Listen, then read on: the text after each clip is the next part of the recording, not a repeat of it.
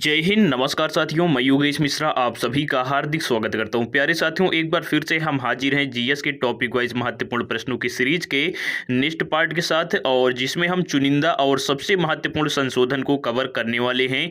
और ये सभी प्रश्न रिपीटेड और सिलेक्टेड हैं, तो एक एक प्रश्न को लास्ट तक ध्यान से जरूर देखिएगा। और इनकी पीडीएफ के लिए आप हमारा टेलीग्राम चैनल जरूर ज्वाइन कर लें, जिसकी लिंक है कमेंट बॉक्स साथ ही डिस्क्रिप्शन बॉक्स में। चलिए शुरू करते हैं। हमारा 11वां पार्ट। अगर आपने पहले के 10 पार्ट नहीं देखे हैं तो प्लेलिस्ट है जिसकी लिंक डिस्क्रिप्शन बॉक्स में है, जरूर देखिएगा। अब सबसे पहले जान लेते हैं कि कल के महत्वपूर्ण प्रश्न का सही आंसर क्या है। तो कल का प्रश्न था वित्तीय आपातकाल कितनी बार लागू हो चुका है अब तक। तो वित्तीय आपातकाल का प्रयोग अब तक कभी नहीं हुआ है, और जिसका सबसे पहले सही आंसर नेहा पाल जी के द्वारा दिया गया था। अब बढ़ते हैं आज के प्रश्नों की ओर। तो हमारा पहला प्रश्न है कि किस संशोधन के द्वारा 11वां मूल कर्तव्य जोड़ा गया। अच्छा, उसके पहले ये जान लेते हैं कि जो ये संविधान संशोधन का प्रावधान है ये किस भाग साथ ही किस अनुच्छेद में है। तो सही आंसर होगा कि 20वें भाग के अंदर साथ ही 368वें अनुच्छेद के अंदर जो संविधान में संशोधन का प्रावधान है वो रखा गया है। और हम अगर बात करें कि संविधान में संशोधन करता कौन है, तो संविधान में संशोधन किया जाता है दोनों सदनों के द्वारा, संसदों के, और साथ ही यहाँ पे राष्ट्रपति की भी मंजूरी बेहद आवश्यक होती है। बिना राष्ट्रपति की सहमति के कोई भी विधेयक कानून नहीं बनाया जा सकता है। अब बढ़ते हैं पहले प्रश्न की ओर। इसके पहले पार्ट में भी हमने कुछ महत्वपूर्ण संविधान संशोधन का जिक्र किया है। अब बढ़ते हैं उसके आगे। तो आज का हमारा पहला प्रश्न है कि किस संविधान संशोधन के द्वारा 11वां मूल कर्तव्य जोड़ा गया। तो सही आंसर होगा 86वां संविधान संशोधन, जो कि 2002 में हुआ था। और 86वें संविधान संशोधन में ही एक और सबसे ज्यादा महत्वपूर्ण संशोधन हुआ है, जो कि है कि 6 से 14 वर्ष के बीच के बालकों के माता पिता को उनके शिक्षा का निर्देश दिया गया। और साथ ही यहाँ पर एक और जो प्रावधान है ये रखा गया है कि जो है इसी के अंतर्गत ही 6 से 14 वर्ष के बीच के बालकों को निःशुल्क शिक्षा का अधिकार भी दिया गया है। तो आप सभी को ये दोनों संशोधन भी याद कर लेने होंगे कि 86वें संविधान संशोधन के अंतर्गत ही 3 महत्वपूर्ण संशोधन हुए हैं। अब इसके बाद जो हमारा अगला प्रश्न है कि कौन सा संशोधन मंत्रिपरिषद को 15% तक सीमित करने के लिए जारी किया गया है। तो सही आंसर होगा 91वां संविधान संशोधन, जो कि 2003 में जो ये संशोधन है ये हुआ था। और इसी संशोधन के अंतर्गत मंत्रिपरिषद को 15% तक ही सीमित किया गया है। वहीं अगर बात करें ऑप्शन नंबर ए की, जो कि काफ़ी ज़्यादा महत्वपूर्ण है, कि 15वें संविधान संशोधन जो कि 1963 में हुआ था, इसी के अंतर्गत हाई कोर्ट के जजों की जो रिटायरमेंट की एज है इसमें 2 साल की बढ़ोतरी की गई थी, 60 से 62 वर्ष। इसके बाद हमारा जो अगला प्रश्न है कि किस संविधान संशोधन के द्वारा राष्ट्रीय न्यायिक नियुक्ति आयोग को अधिनियम का दर्जा दिया गया। तो सही आंसर होगा 99वां संविधान संशोधन, जो कि 2015 में ये संशोधन हुआ था। और अब इसके बाद बढ़ते हैं अगले प्रश्न की ओर, जो कि है भारत बांग्लादेश भू सीमा समझौता हुआ था, ये किस संविधान संशोधन के अंतर्गत ये समझौता किया गया है। तो इसका सही आंसर होगा ऑप्शन नंबर ए, यानी कि 100वें संविधान संशोधन 2015 के अंतर्गत भारत बांग्लादेश भू सीमा समझौता किया गया था, और इसी के अंतर्गत भारत को कुछ जमीन भी मिली थी।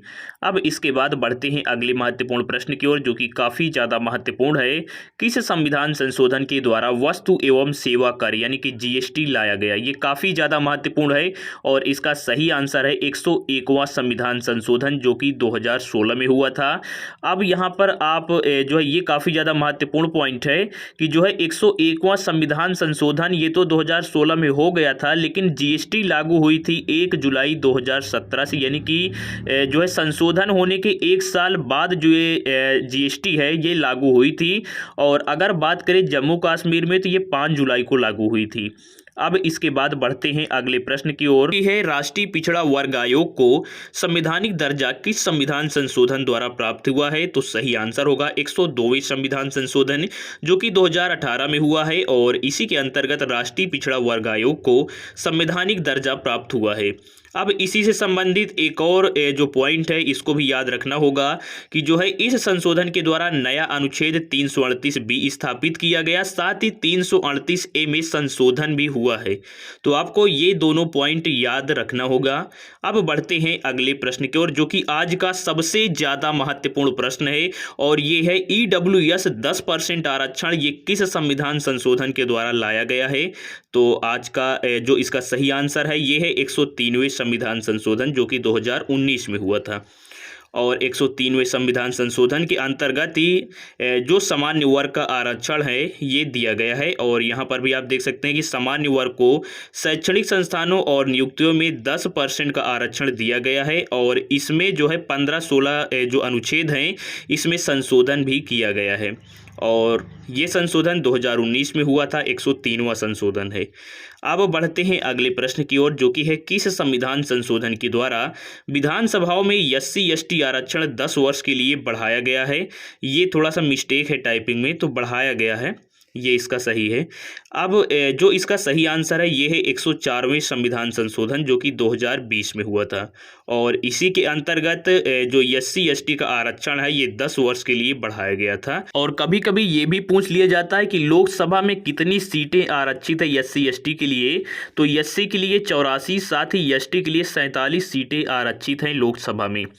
अब बढ़ते हैं अगले प्रश्न की ओर, जो कि जो है लास्टवां संविधान संशोधन है और काफ़ी ज़्यादा महत्वपूर्ण है कि कौन सा संविधान संशोधन मराठा आरक्षण से संबंधित है। तो ये सही आंसर होगा 105वां संविधान संशोधन है, जो कि इसी वर्ष किया गया है। और इसी से संबंधित आपको ये फैक्ट भी याद रखना होगा कि जो यहाँ पर देख सकते हैं कि साथ ही इसी संशोधन में राज्यों द्वारा सामाजिक और शैक्षिक रूप से पिछड़े वर्गों की पहचान करने की और उनकी शक्ति को बहाल किया गया है। साथ ही जो ये संशोधन है ये 127वां संविधान संशोधन विधेयक था। और अब ये विधेयक का क्या मतलब है, ये संशोधन तो 105वां है। तो देखिए इसका मतलब ये होता है कि जो है तमाम सारे जो मतलब हर साल जो विधेयक हैं ये लाए तो जाते हैं संसद में, लेकिन इसको मंजूरी नहीं दी जाती है। तो ये विधेयक ही रह जाता है, संशोधन नहीं होता है, कानून नहीं बन पाता। तो इसीलिए जो अब तक संशोधन है ये तो 105 हुए हैं, लेकिन विधेयक 127 जो है पेश हो चुके हैं। तो जो है इसका मतलब है कि 22 जो विधेयक थे इनको नामंजूर कर दिया गया है संसद के द्वारा। बढ़ते हैं लास्ट प्रश्न की ओर, जो कि है संविधान संशोधन की प्रक्रिया ये संबंधित है। तो सही आंसर होगा दक्षिण अफ्रीका से संबंधित है। अब इसके बाद एक प्रश्न आप सभी के लिए है जिसका आंसर आप सभी को कमेंट सेक्शन में देना होगा। और ये प्रश्न है कि किस संविधान संशोधन के द्वारा हाईकोर्ट के जजों की नियुक्ति जो है ये 60 वर्ष से बढ़ा करके 62 वर्ष की गई है। और अभी भी इसका जो डिस्कशन है ये किया गया था। तो आप सभी को जो इसका आंसर है ये कमेंट सेक्शन में लिखना होगा। वीडियो देखने के लिए आप सभी का बहुत बहुत धन्यवाद।